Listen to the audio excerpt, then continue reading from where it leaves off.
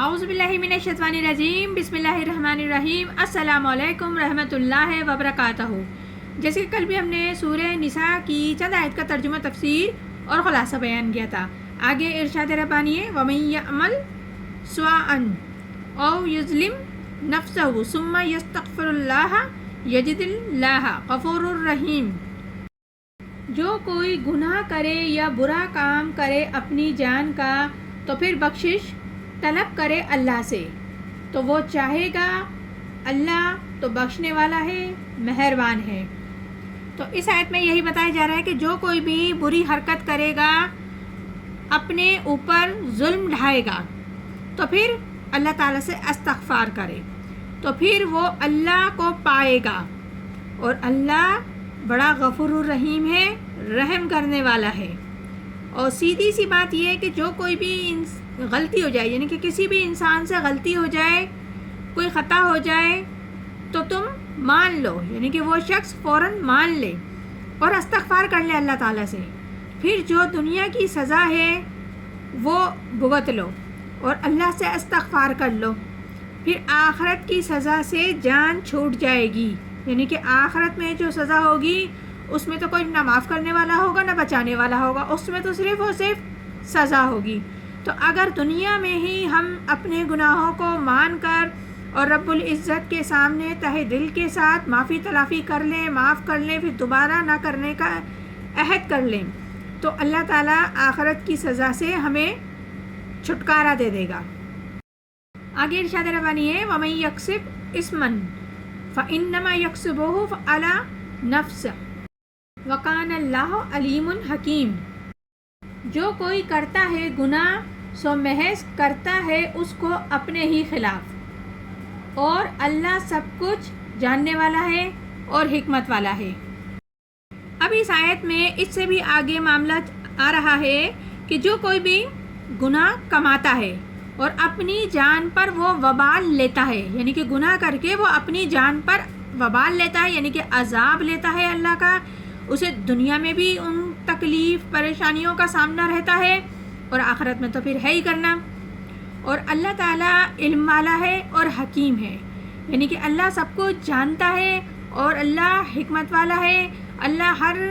چیز کی حکمت کو جانتا ہے، پہچانتا ہے، اور اس سے زیادہ کوئی حکیم نہیں۔ وَمَن يَكْسِبْ خَطِيئَةً أَوْ إِثْمًا ثُمَّ يَرْمِ بِهِ بَرِيئًا فَقَدِ احْتَمَلَ بُهْتَانًا إِثْمًا مُبِينًا۔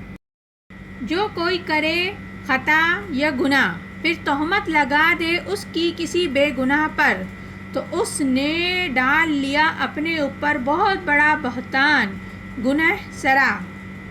اس آیت میں رب العزت بتا رہے ہیں یہ بہت بڑا ہی معاملہ ہے کہ کسی نے کوئی گناہ کمایا، غلطی کی، خطا کی، کوئی جرم کیا، پھر اس کی تہمت لگا دی ایسے شخص پر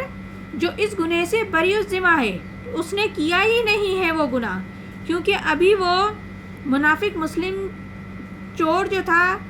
وہی معاملہ چل رہا ہے کہ اس آیت میں اس یہودی کی طرف اشارہ ہو رہا ہے جو کہ اس گناہ سے بری الذمہ ہے، یعنی کہ اسے اس گناہ میں وہ ملوث ہی نہیں ہے، تو اس کو ہی سزا سب دلوانے پر تل گئے ہیں، جبکہ اس چوری میں وہ بری ہے، اس کا کوئی تعلق نہیں، اس کا کوئی حصہ نہیں اس چوری سے۔ تو اس مسلم منافق نے اپنے سر پر بہت بڑا طوفان، بہت بڑا گناہ کا بوجھ لے لیا ہے اس قسم کی یہ حرکت کر کے۔ آگے ارشاد ربانی ہے وَلَوْلَا فَضْلُ اللَّهِ عَلَيْكَ رَحْمَتُهُ لَهُمَّتِ طَائِفَةٌ مِّنْهُمْ أَن يُضِلُّوكَ وَمَا يُضِلُّونَ إِلَّا أَنفُسَهُمْ۔ اور اگر نہ ہوتا اللہ کا فضل تجھ پر اور اس کی رحمت، تو قصد ہی کر چکی تھی ایک جماعت ان میں سے کہ غلطی میں ڈال دیں تجھ کو، اور وہ غلطی میں نہیں ڈالتے مگر اپنے آپ کو۔ اس آیت میں رب العزت بتا رہے ہیں نبی کریم صلی اللہ علیہ وآلہ وسلم سے خطاب کر کے کہ اگر اس معاملے میں اللہ تعالیٰ نے آپ کو بر وقت مطلع نہیں کیا ہوتا تو ان میں سے ایک گروہ منافق کا تل گیا تھا آپ کو گمراہ کرنے پر۔ آپ سے غلط فیصلہ کروا دینے پر اور عدالت محمدی صلی اللہ علیہ وآلہ وسلم سے ظلم ہو جائے اور وہ جو اصل میں مجرم تھا ہی نہیں، یعنی کہ وہ بے گناہ یہودی، اس کو پکڑ لیا جائے، تو وہ اس قسم کا فیصلہ وہ منافق آپ سے کروانا چاہ رہے تھے۔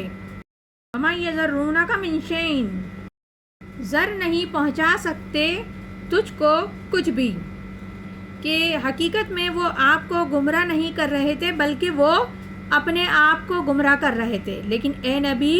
وہ آپ کو بالکل بھی نقصان نہیں پہنچا سکیں گے، یعنی کہ ایسے مواقع پر ہم بر وقت آپ کو مطلع کر دیا کرتے ہیں۔ وَأَنزَلَ اللَّهُ عَلَيْكَ الْكِتَابَ وَالْحِكْمَةَ وَعَلَّمَكَ مَا لَمْ تَكُنْ تَعْلَمُ وَكَانَ فَضْلُ اللَّهِ عَلَيْكَ عَظِيمٌ،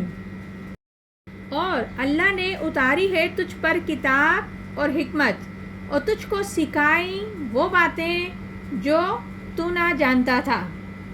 اور ہے اللہ کا فضل تجھ پر بہت بڑا۔ یہاں رب العزت محمد صلی اللہ علیہ وآلہ وسلم کو بتا رہے ہیں کہ اے نبی ہم نے آپ پر کتاب نازل کی ہے اور حکمت نازل کی ہے، اور وہ ساری باتیں آپ کو سکھائی ہیں جو آپ نہیں جانتے تھے، اور یقیناً اللہ تعالیٰ کا بڑا فضل ہے آپ پر اور بہت بڑا کرم ہے آپ پر، فضل ہے آپ پر کہ آپ کا کوئی بال بھی باقی نہیں کر سکتا، آپ کو ذرہ برابر بھی کوئی نقصان نہیں پہنچا سکتا۔ تو یہ سورہ نساء ہے جس کی ابھی ہم نے چند آیتوں کا ترجمہ، تفسیر اور خلاصہ بیان کیا۔ انشاءاللہ تعالیٰ مزید بھی آگے کرتے رہیں گے۔ پروردگار عالم ہم سب کو قرآن پاک صحیح طریقے سے پڑھنے، سمجھنے اور عمل کرنے کی توفیق عطا فرمائے۔ آمین ثم آمین۔ جزاک اللہ۔